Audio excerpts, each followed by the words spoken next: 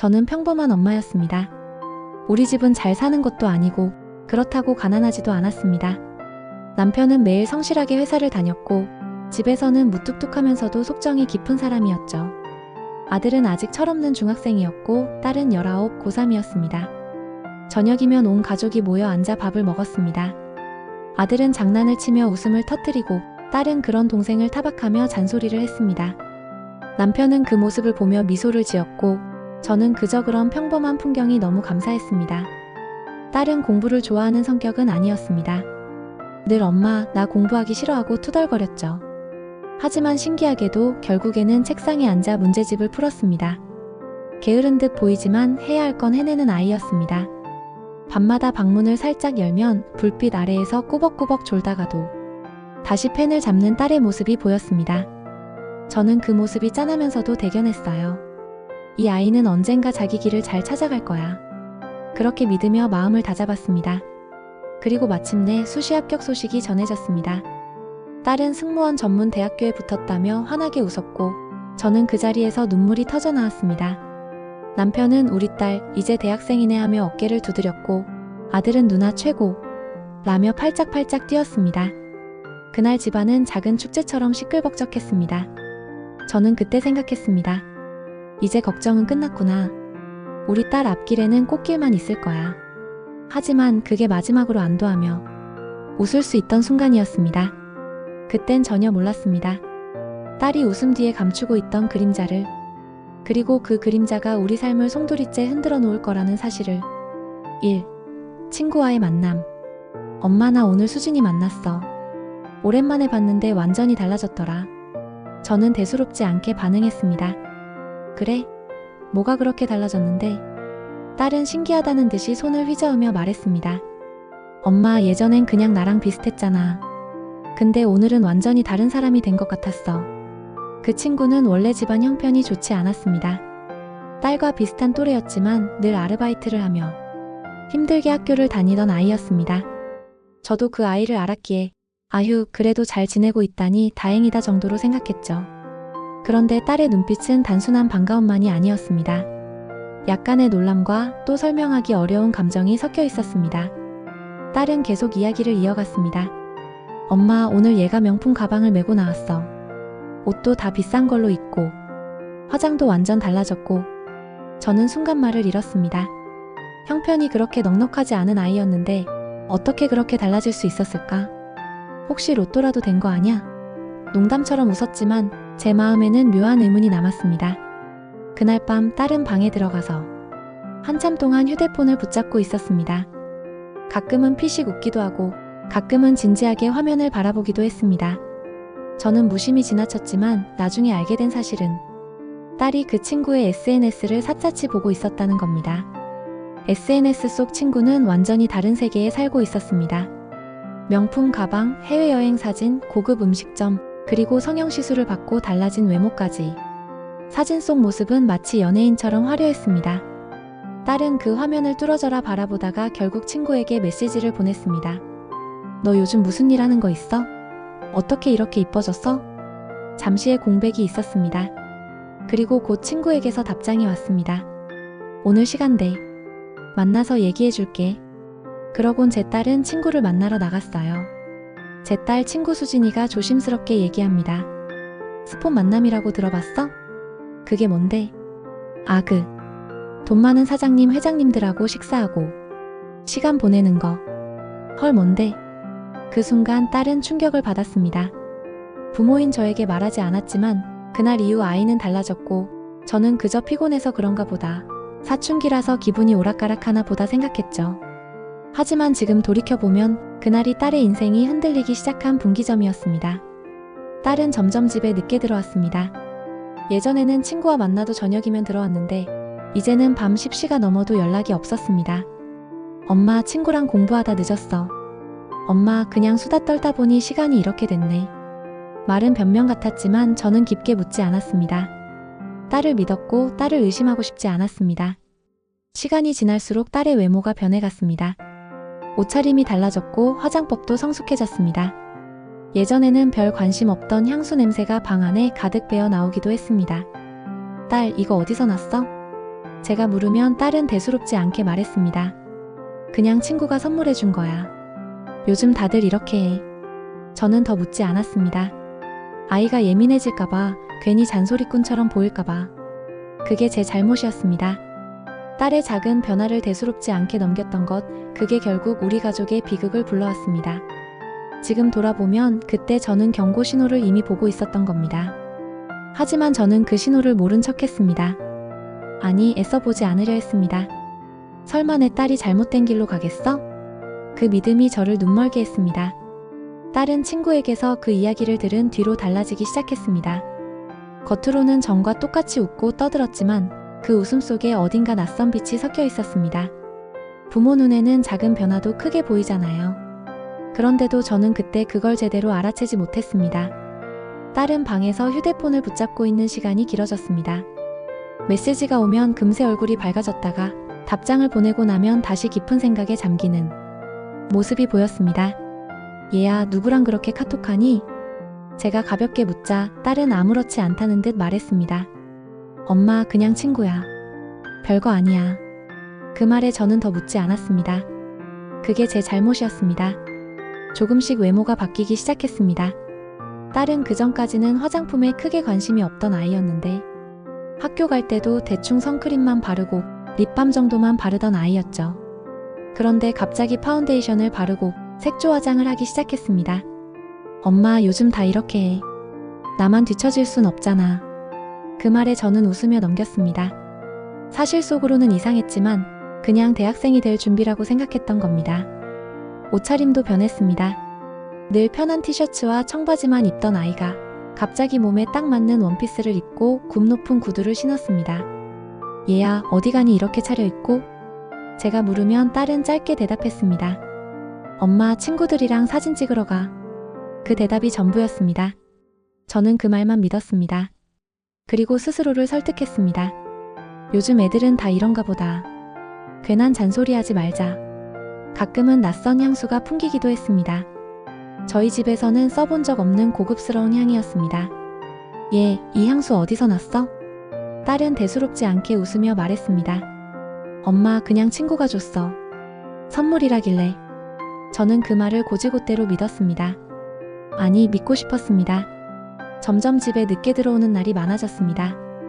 예전 같으면 저녁은 꼭 집에서 먹던 아이였는데 이제는 밤 10시가 넘어야 들어오는 일이 잦아졌습니다. 엄마, 학원에서 친구들이랑 공부하다가 늦었어. 엄마, 그냥 수다 떨다 보니 이렇게 됐네. 딸은 변명을 늘어놓듯 말했습니다.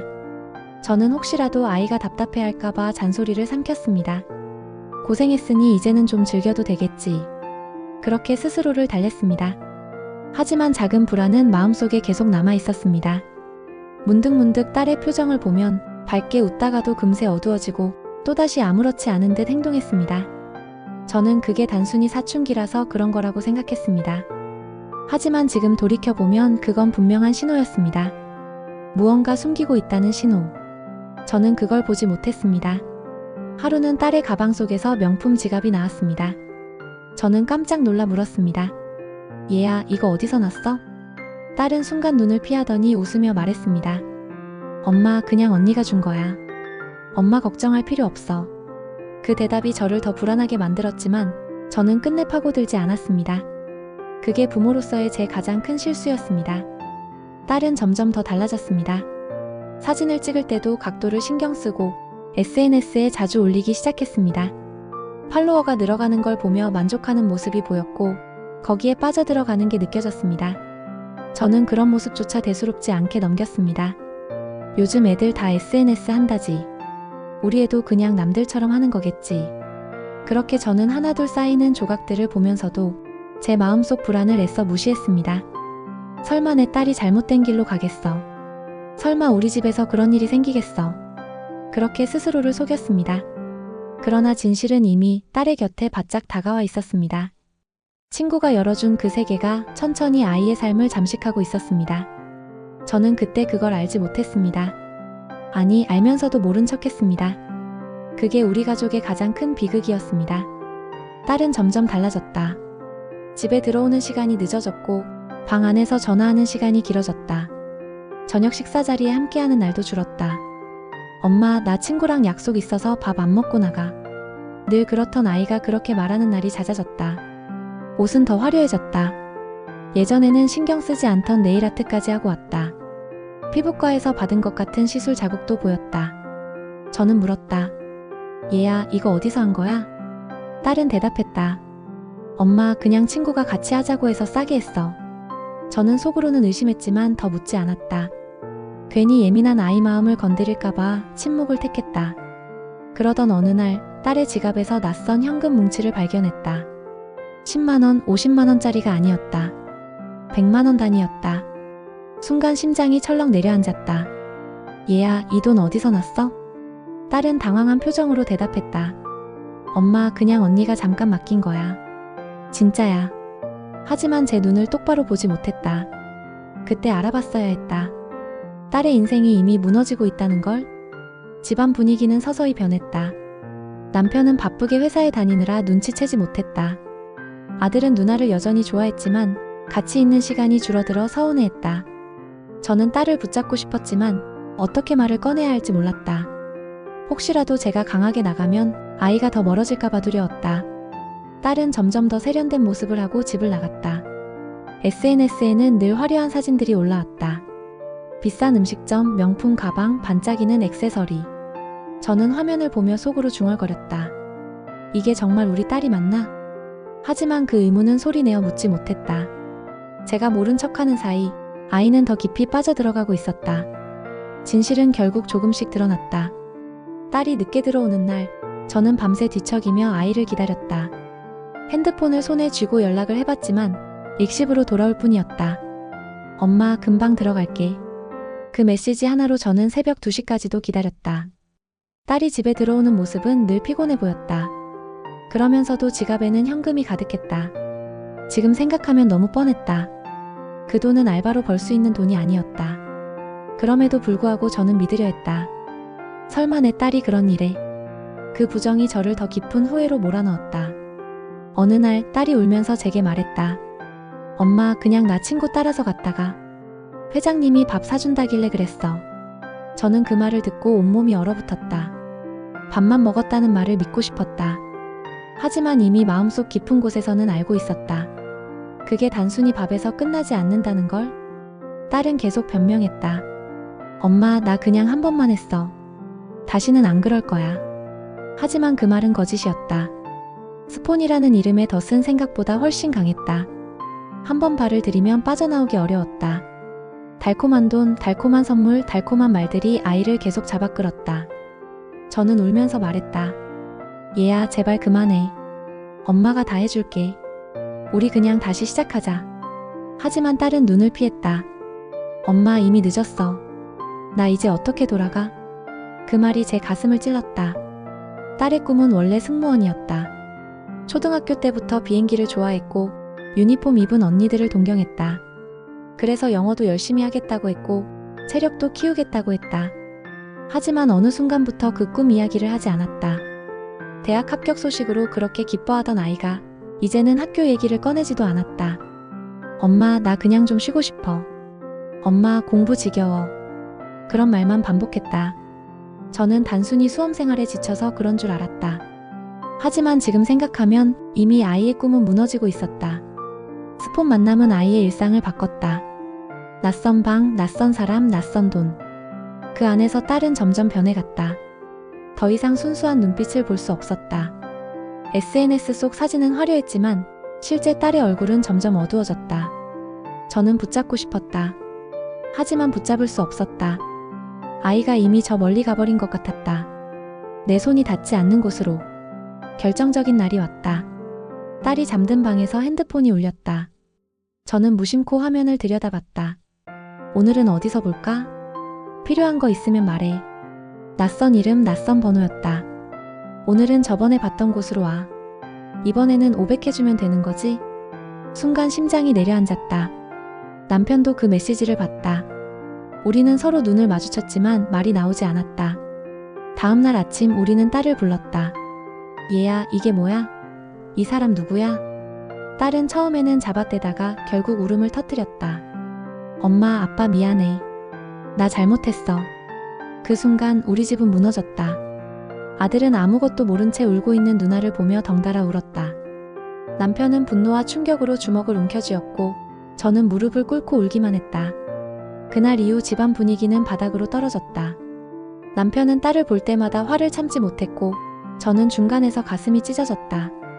아들은 눈치를 보며 방에만 들어갔다. 딸은 점점 말이 줄어들었다. 식탁에 앉아도 밥을 먹지 못했다. 눈물이 앞을 가려 숟가락을 들 수도 없었다. 저는 매일 딸을 붙잡고 말했다. 얘야, 제발 다시 돌아와. 엄마가 뭐든 다 해줄게. 하지만 딸은 고개를 저었다. 엄마, 나 이제 너무 늦었어. 이미 다 들켰잖아. 나 이제 어디로 가? 그 말이 제 심장을 갈갈이 찢었다. 딸은 점점 지쳐갔다. 학교도 가지 않았고 친구들과의 연락도 끊었다. 방에만 틀어박혀 있었다. 그러다 어느 날 편지를 남기고 집을 나갔다. 엄마, 아빠 미안해요. 사람들한테 나와 같은 길 가지 말라고 꼭 전해주세요. 그게 마지막이었다. 그날 저녁 경찰에 연락을 받았다. 제 딸은 우리 곁을 떠났다. 나는 그 자리에서 무너져 내렸다. 숨이 끊어질 듯 울부짖었지만 아무 소용이 없었다. 지금도 매일 생각한다. 처음 그때 작은 변화를 더 세심히 살폈더라면, 처음 이상한 낌새를 눈치챘을 때 그냥 넘어가지 않았더라면 우리 아이는 아직 곁에 있었을까? 이 이야기를 하는 이유는 하나다. 누군가의 딸이, 누군가의 아들이 우리 아이처럼 무너지는 일을 막고 싶어서다. 부모님들, 제발 자녀의 작은 변화를 무시하지 마세요. 늦게 귀가하는 것, 갑자기 달라진 옷차림, 낯선 향기, SNS 속 과한 화려함. 그 모든 게 신호일 수 있습니다. 저는 그 신호를 보지 못했습니다. 아니, 보면서도 모른 척했습니다. 그 대가로 저는 아이를 잃었습니다. 내 딸이 하늘에 가기 전에 마지막으로 남긴 말. 엄마, 제발 나 같은 길 가지 말라고 해줘. 저는 그 부탁을 지키려 합니다. 이 이야기를 듣는 모든 부모님들께 꼭 전하고 싶습니다. 구독과 좋아요는 영상 업로드에 큰 힘이 됩니다.